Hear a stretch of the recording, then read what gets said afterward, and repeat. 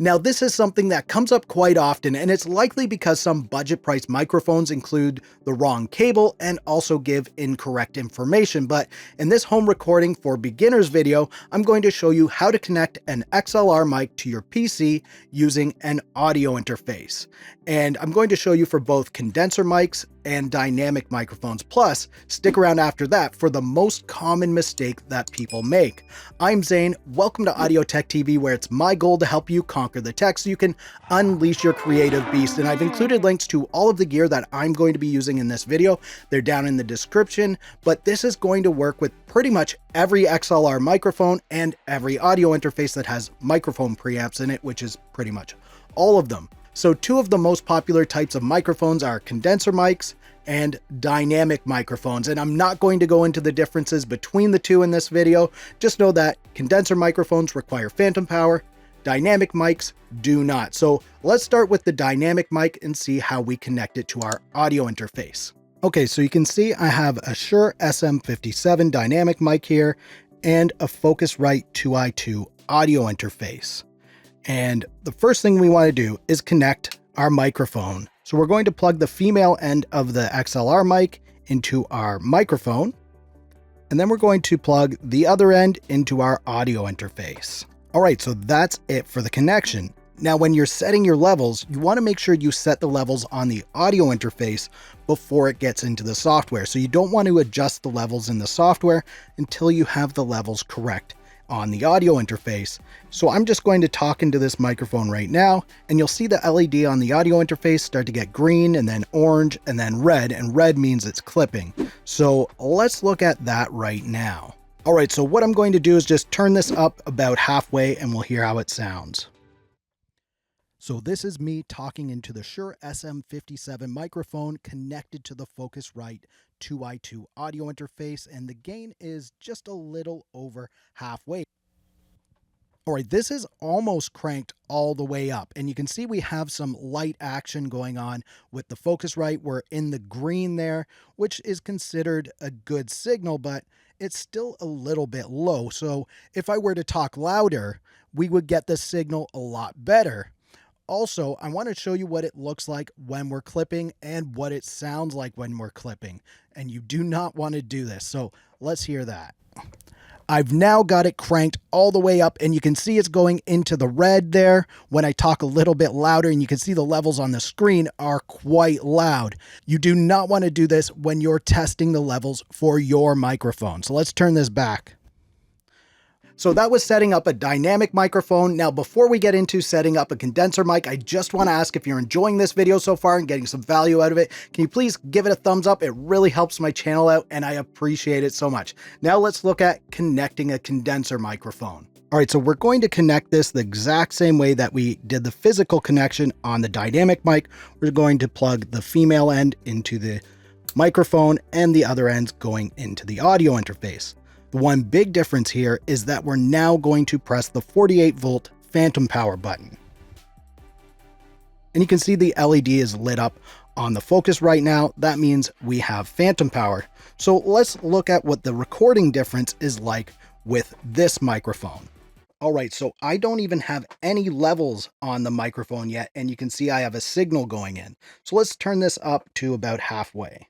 All right, so this is turned up halfway on the Focusrite 2i2, and the levels are all right. You can see that there's some LED action going on with our meter on the Focusrite. It's turning green, which suggests that it's a good signal.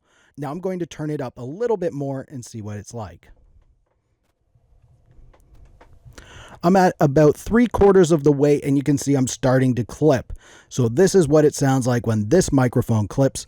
It is the MXL 990 microphone. So I'm going to turn it to about 2 o'clock there.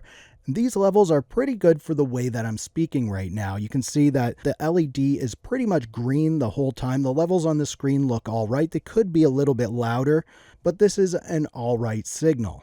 Now, one thing that you don't want to do with a condenser microphone is disconnect it while the phantom power is turned on. So before you disconnect it, you want to make sure you turn off that phantom power. All right, now I'm going to show you the biggest mistake that I see when people connect their XLR microphones to their audio interfaces. And that's using one of these cables where one end is an XLR cable like this, and the other end is a 1/4-inch TRS cable. And a lot of these microphones actually come shipped with these cables, and it's the wrong cable.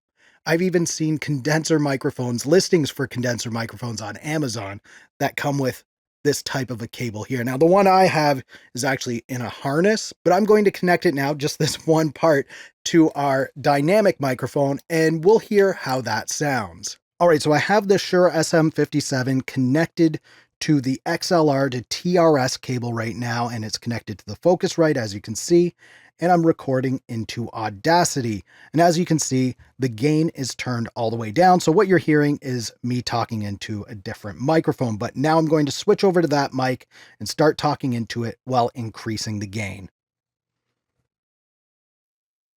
All right, so I'm talking into the Shure SM57. We're just over halfway right now. It looks like there's a bit of a signal going into Audacity. Now we're at 3/4 of the way, and now it's cranked max. So this is with the gain maxed out on the Focusrite 2i2, connecting a Shure SM57 dynamic microphone with an XLR to TRS cable. So now I'm just going to flick the switch over to instrument to see if that makes any difference. All right, so I just flicked it over to instrument. You can see now it does increase the gain. So let's back this up a bit and hear how that sounds. This is a test of the Shure SM57 dynamic microphone connected to the Focusrite 2i2 using an XLR to TRS cable. This is a test. Testing 1, 2, 3. All right, this is a test of the Shure SM57 dynamic microphone connected to the Focusrite 2i2 using an XLR to XLR cable. This is a test. Testing 1, 2, 3. All right, so now watch when I flick the switch, it's not going to make a difference when we're connected to the mic preamp. So I'll flick the switch back, and you can see no difference is really made there. All right, and one final thing that I should mention about connecting XLR microphones to an audio interface is when you have a microphone like the Shure SM57 here, it requires a lot of gain. And other microphones like the Shure SM7B also require a lot of gain. And you might want to look at getting something like this. This is called a Fethead right here, and there's other manufacturers like Cloudlifter and other ones out there. But basically, this is an inline microphone preamp that gives you 20 decibels of clean gain. So I think the Focusrite 2i2 will give you 50 decibels of gain, or 52, somewhere around there. This is going to up it another 20 decibels. So you get more clean gain for your microphone. So I'm going to connect that right now to the Shure SM57, and we'll test out how it sounds with the Fethead on it.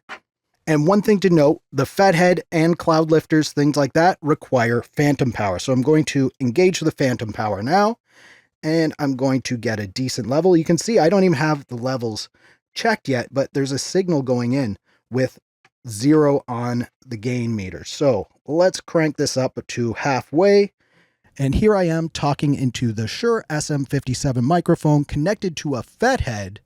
And the gain on the Focusrite 2i2 is about halfway, and this is what it sounds like. Now I'm just going to crank it a little bit more, and you can see that I'm getting tons of gain there. I'm really not talking that loud into it, but the signal level is really nice going into Audacity right now, just like that.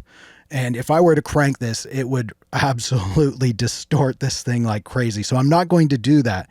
But this is something that you may want to invest in, something like a Fethead or a Cloudlifter. I'll link to those down in the description just in case you want some more information and check out the latest pricing on those. But they are a great investment, and I use mine on this microphone plus my Shure SM7B. I use it all the time. It gives you clean gain, and pretty much any dynamic microphone will benefit from having extra clean gain. Now, if you're interested in connecting an external mic preamp to your audio interface, click up here. or click down here to see what YouTube recommends. If you like this video, please give it a thumbs up. Also, subscribe to the channel for more videos like this.